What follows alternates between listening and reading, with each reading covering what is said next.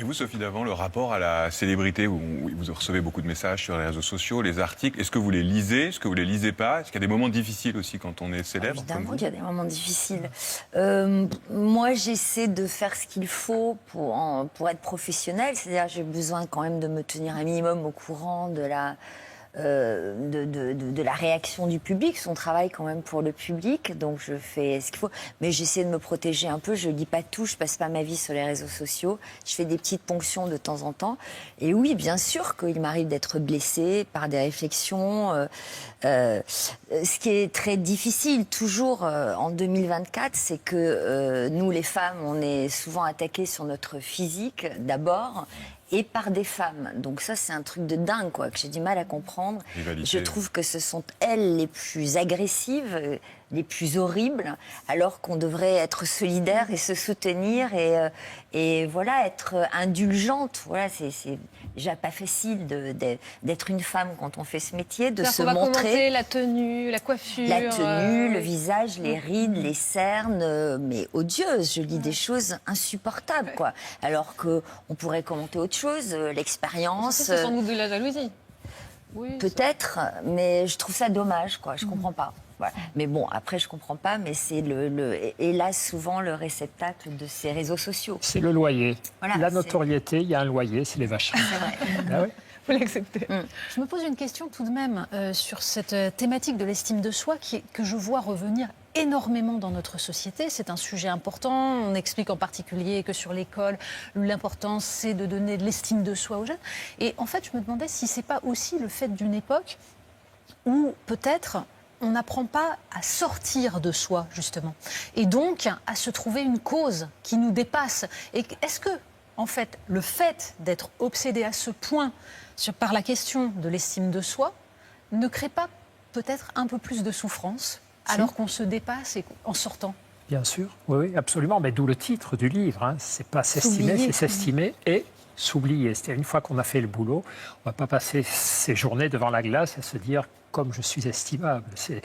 Par contre, là où vous avez vraiment raison, c'est que justement, on s'aperçoit aujourd'hui, à la fois en observant notre société, en accompagnant des patients, en faisant des études scientifiques, en regardant ce que font les collègues, que les clés de la bonne estime de soi, elles ne sont pas seulement en nous. Elles sont aussi dans le fait de se décentrer, de s'engager pour les autres. Il y a quelque chose s'oublier, c'est ce que de vous dites. s'oublier, mais la libération de soi, c'est vraiment, quand je suis avec des humains, de m'intéresser aux humains. Quand je suis dans un endroit, de m'intéresser à l'endroit.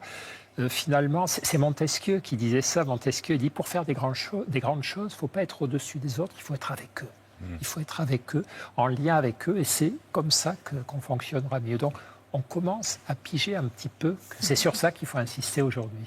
Page 113, vous écrivez « La douleur d'être heureux existe-t-elle » On a envie de prolonger cette réflexion avec vous. On va le faire à travers une archive, Françoise Sagan et Annie Girardot qui devisent sur le bonheur. Est-ce que le bonheur c'est rond, c'est comme un caillou? Ça vous tombe sur la tête et puis on est très heureux 2 ou 3 heures. On ne peut pas faire une pièce sur le bonheur parce que si on met en scène... C'est un gros caillou. Pour moi, ça ressemble à un infarctus, le bonheur. Un cœur qui bat à la chamade, on tombe dans le bras de quelqu'un, on est fou de bonheur. C'est ça. Annie, le bonheur, c'est comme un caillou, ce n'est pas un paysage tranquille, ça ressemble à un infarctus. Est-ce que vous avez la même définition? Pas tout à fait.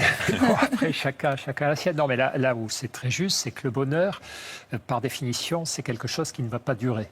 Donc les anxieux, dès qu'ils commencent à se sentir heureux, ils se disent « mince, ça va s'arrêter, ça va partir, ça va me lâcher ». Au lieu de savourer, ils s'inquiètent de la disparition. Mais ça, c'est assez juste. Et après, quelle conclusion on peut tirer de ça? C'est se dire « ok, tout ce qui ne dure pas, est-ce qu'il faut que je m'en écarte ? Les fleurs, les animaux de compagnie, les gens que j'aime, ou est-ce qu'il faut que je le savoure tant que c'est là? Voilà, carpe diem. Bon.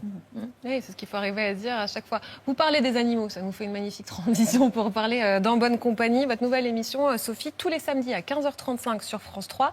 Comment ça se passe avec votre nouveau co-animateur Raoul?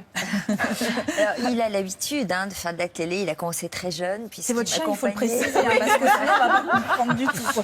J'aimais bien qu'il y ait une ambiguïté. Il a commencé à mes côtés sur le plateau d'Affaires conclues. Et là, il a gagné ses galons de co-présentateur. On va regarder justement quelques extraits de votre émission. Moi, je lui ai jamais gratouillé les oreilles comme ça, vers l'avant. Non, Ben, il a l'air c'est ça. d'aimer, il apprécie, Raoul. Ouais. C'est bon, Raoul? On va vous tamponner votre carte de fidélité, monsieur. Ah oui. hein Ce paradis pour animaux, semblable au jardin d'Éden, représente plus de 7 km de balade dans une nature préservée tant bien que mal. L'espèce a chuté de 95% en 60 ans. Donc c'est dramatique. Il faut vraiment qu'on se mobilise tous si on veut essayer de sauver les hérissons. Dès que tu le vois trop fixé, tu le reprends tout de suite. Voilà, et tu marches. Très bien, très bien. Tout de suite. Voilà. Généralement, Dominique et ses oies volent chaque jour 40 minutes toute l'année, sauf en période de mue, l'été, quand il fait trop chaud. Alors, autre question d'un téléspectateur. Où se situe la tête d'une étoile de mer? Alors je crois que c'est au milieu, non? C'est entre les branches. Oui, je sais plus. Mais c'est ce qu'on aime, c'est qu'on apprend plein de choses dans cette émission. Bah, et puis c'est on le dit but. qu'en fait, c'était pour vous, parce que vous avez toujours été en lien avec les animaux depuis que vous êtes toute petite. Ils sont dans votre vie. C'est vrai, c'est dans mon ADN. Quand Stéphane Sidbon-Gomez m'a fait cette proposition, d'abord je trouvais qu'il avait raison. Il y avait un vrai manque sur le service public. Ça faisait 7 ans qu'il n'y avait plus d'émissions consacrées aux animaux de compagnie. Et puis, moi, je trouve qu'un animal offre tellement de bonheur au quotidien je ne suis pas la seule à le dire, il y a un foyer sur 2 qui possède un animal de compagnie. Donc il y a des tas de problématiques auxquelles on répond. C'est une émission de service public, une émission où on donne des réponses avec un comportementaliste, avec un vétérinaire qui m'entoure. J'ai aussi des chroniqueurs qui font des reportages. Voilà, c'est une émission servicielle. Mais justement, vous le disiez, il y a énormément en France d'animaux de compagnie. C'est 80 millions. Alors on compte les furets, les tarentules, tout ça, mais c'est quand même 15 millions de chats et 8 millions de chiens. Et vous disiez, ça apporte beaucoup de bonheur, on le voit. En fait, ce qu'on voit de plus en plus, c'est le fait qu'un animal de compagnie est considéré comme un élément de la famille. Évidemment. Mais je me posais là aussi la question des rapports psychologiques que ça induit. Est-ce que c'est pas aussi, parce que c'est quand même moins enquiquinant qu'un être humain. C'est-à-dire, finalement, un chien... Vaut mieux qu'un enfant, c'est ce que vous essayez de dire. C'est plus facile à gérer et c'est un débat. ça renvoie plus C'est vrai. facilement de l'amour. Ça, c'est vrai. C'est-à-dire, c'est moins jugeant et ça vous offre un amour inconditionnel. Donc, c'est assez rassurant. C'est bon pour l'estime de soi. Quand vous arrivez avec des problématiques, vous avez ce petit être qui a l'air tellement heureux de vous voir. Donc, c'est assez formidable. Ça déstresse. Mais bon, c'est quand même intéressant d'avoir des êtres humains un peu pénibles autour de soi, parce que sinon on s'ennuierait quand même, non? Raoul vous mord les mollets, c'est pas ça? Alors, moi, je suis pas très bonne dans l'autoritarisme et dans l'éducation autoritaire et stricte avec mon chien. Donc, j'ai un petit problème, c'est que pour exprimer son bonheur, il mordille.